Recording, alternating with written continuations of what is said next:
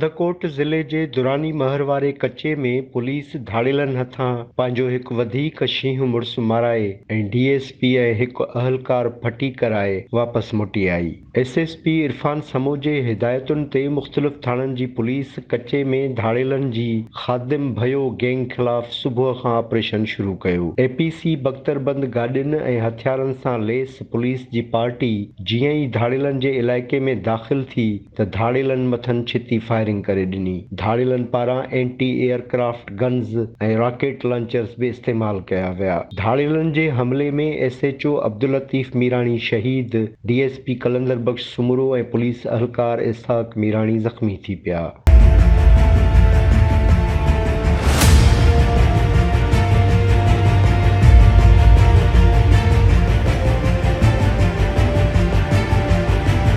ज़रियनि मूजिब police जा officer तोड़े जवान धाड़ेलनि जो बहादुरी सां मुक़ाबिलो करे रहिया हुआ।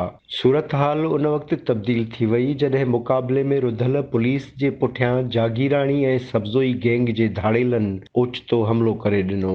धाड़ेलनि जूं फायर कयल गोलियूं बख्तरबंद एपीसी जूं प्लेटूं चीरे एसएचओ अब्दुल लतीफ़ मीराणी ऐं हिकु अहलकार खे वञी लॻियूं। बख्तरबंद में वेठल डीएसपी कलंदर बख्श सुमरो धाड़ेलनि पारां फायर कयल हिकु रॉकेट लॻण सबबि ज़ख़्मी थी पियो। धाड़ेलनि जी फायरिंग दौरान इलाइक़े में लाबारो कंदड़ हिकु पोरियत ऐं हिकु औरत बि ज़ख़्मी थी पिया।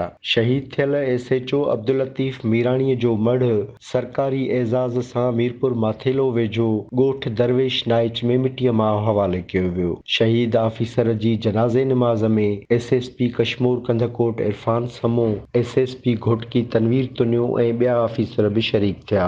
एसएसपी इरफान समो पंहिंजो ऑफिसर शहीद थियण बैदि मीडिया सां ॻाल्हाईंदे दावा कई त 11 खां 12 धाड़ेल मारिजी विया आहिनि, जिन जा लाश हथ पिया कयूं। हिन वक़्तु बि उते असांजी जेका ऑपरेशन आहे हिकिड़ी शहादत बि थी वई आहे पंहिंजो एसआई लतीफ़ मीराणी ऐं हिकिड़ो असांजो डीएसपी जेको आहे उहो ज़ख़्मी बि थियो आहे, पर अलहमदुलिल्लाह उहो बिल्कुलु सेफ आहे। गॾो गॾु असांखे इहे बि इतला आहिनि जिन असां तस्दीक कयूं था त 10 खां 12 धाड़े जेके उहे मरिया आहिनि, पर जिन असां तस्दीक असां कयूं था। एसएसपी मीडिया ऐं अवाम आॾो अञा ताईं धाड़ेलनि जा लाश पेश न करे सघियो आहे। इहो चिटो नज़र अची रहियो आहे त पुलिस मुनज़्ज़म रिथाबंदी न हुअण सबबि हेल बि पंहिंजो हिकु ऑफिसर शहीद कराए नाकाम मोटी आहे। बख्तरबंद गाॾियुनि जूं प्लेटूं चीरे ऑफिसरनि ऐं अहलकारनि ताईं पहुतल धाड़ेलनि जूं गोलियूं इन ॻाल्हि जो बि सबूत आहिनि त पुलिस खे वेढ़ लाइ ॾिनल बख्तरबंद गाॾियूं बि गैर मयारी ऐं गैर महफ़ूज़ आहिनि। आईजी सिंध खे हिन ऑपरेशन जे नाकामीअ जी जांच कराइणु घुर्जे त जीअं आईंदा पुलिस जा वधीक बहादुर ऑफिसर रहज़न धाड़ेलनि हथां ईअं शहीद न थियनि।